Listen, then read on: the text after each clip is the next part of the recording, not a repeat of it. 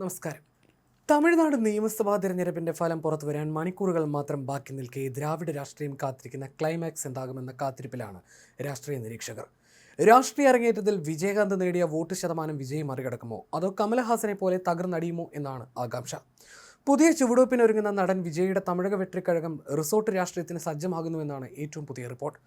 സംസ്ഥാനത്ത് ആർക്കും വ്യക്തമായ ഭൂരിപക്ഷം ലഭിക്കാത്ത തൂക്കുസഭയ്ക്ക് സാധ്യതയുണ്ടെന്ന എക്സിറ്റ് പോൾ പ്രവചനങ്ങളുടെ പശ്ചാത്തലത്തിൽ തങ്ങളുടെ വിജയികളായ സ്ഥാനാർത്ഥികളെ സംരക്ഷിക്കാനാണ് പാർട്ടിയുടെ ഈ അപ്രതീക്ഷിത നീക്കം.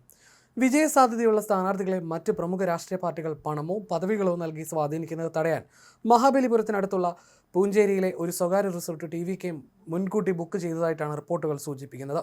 കുറഞ്ഞത് 100 സ്ഥാനാർത്ഥികളെയെങ്കിലും ഒരേ സമയം താമസിപ്പിക്കാൻ സൗകര്യമുള്ള റിസോർട്ട് സജ്ജമാക്കാൻ വിജയ് പാർട്ടി ഭാരവാഹികൾക്ക് കർശന നിർദ്ദേശം നൽകിയിട്ടുണ്ട്. വോട്ടെണ്ണൽ പൂർത്തിയായാലുടൻ വിജയിക്കുന്ന എല്ലാ സ്ഥാനാർത്ഥികളും ഒട്ടും വൈകാതെ പനിയൂരിലെ പാർട്ടി ആസ്ഥാനത്ത് റിപ്പോർട്ട് ചെയ്യണമെന്നും അദ്ദേഹം ആവശ്യപ്പെട്ടു.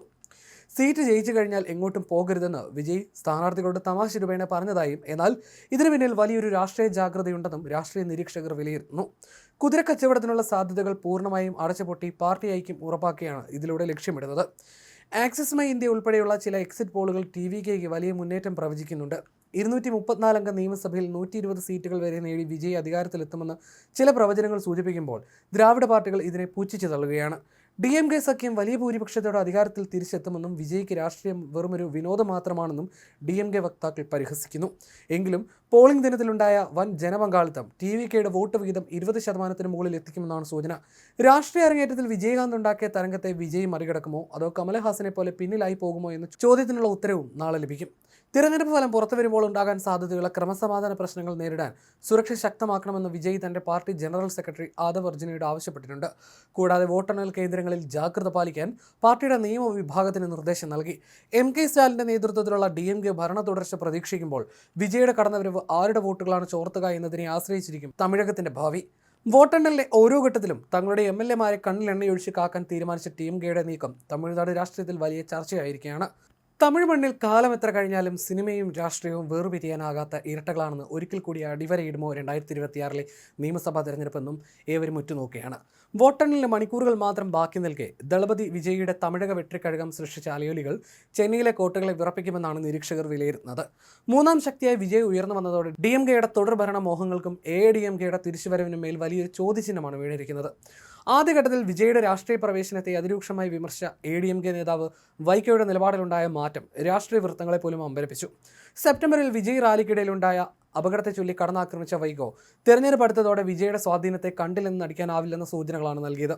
വിജയുടെ ജനസ്വാധീനം പരമ്പരാഗത വോട്ട് ബാങ്കുകളിൽ വിള്ളലുണ്ടാക്കിയെന്ന് പഴയകാല ദ്രാവിഡ നേതാക്കൾ പോലും സമ്മതിച്ചു തുടങ്ങിയിരിക്കുന്നു. DMK നേതൃത്വം നൽകുന്ന സെക്യുലർ പ്രോഗ്രസീവ് അലയൻസിൽ വിള്ളലുകൾ വീണത് മുഖ്യമന്ത്രി MK സ്റ്റാലിന് തിരിച്ചടിയായി. സീറ്റ് വിഭജനത്തെ ചൊല്ലി CPM-ഉം കോൺഗ്രസും DMK-യുമായി പരസ്യമായ തർക്കത്തിലായിരുന്നു. അധികാരം പങ്കിടണമെന്ന കോൺഗ്രസിന്റെ ആവശ്യവും കൂടുതൽ സീറ്റുകൾ വേണമെന്ന CPM-ന്റെ വാശിയും സഖ്യത്തിന്റെ കെട്ടുറപ്പിനെ ബാധിച്ചു. ഈ അതൃപ്തികൾക്കിടയിലേക്കാണ് വിജയ് മതേതര സാമൂഹ്യ നീതി എന്ന ആയുധവുമായി കടന്നു വന്നത്. ഇത് മുന്നണി വോട്ടുകളിൽ വലിയ ചോർച്ചയുണ്ടാക്കിയെന്നാണ് വിലയിരുത്തൽ. തമിഴ് രാഷ്ട്രീയത്തിന്റെ ചരിത്രം പരിശോധിച്ചാൽ MGR-നും ജയലളിതയ്ക്കും ശേഷം ഭരണ തുടർച്ച എന്നത് അത്ര എളുപ്പമുള്ള കാര്യമല്ല. സ്റ്റാലിന്റെ നേതൃത്വത്തിലുള്ള സർക്കാർ വികസന നേട്ടങ്ങൾ ഉയർത്തിക്കാട്ടുമ്പോഴും അഴിമതി ആരോപണങ്ങളും കുടുംബവാഴ്ച വിമർശനങ്ങളും വിജയുടെ പ്രചാരണങ്ങളിൽ പ്രധാന ആയുധങ്ങളായി. 20%-ലധികം വോട്ട് വിഹിതം വിജയ് ഒറ്റയ്ക്ക് നേടിയാൽ അത് സ്റ്റാലിന്റെ മുഖ്യമന്ത്രി കസേരയ്ക്ക് വലിയ ഭീഷണിയാകും. വിജയുടെ പ്രധാന കരുത്ത് ആദ്യമായി വോട്ട് ചെയ്യുന്ന യുവജനങ്ങളാണ്. DMK-യെ രാഷ്ട്രീയ ശത്രുവായും BJP-യെ ആദർശ ശത്രുവായും പ്രഖ്യാപിച്ച വിജയുടെ നിലപാട് യുവത്വത്തെ ആകർഷിച്ചു.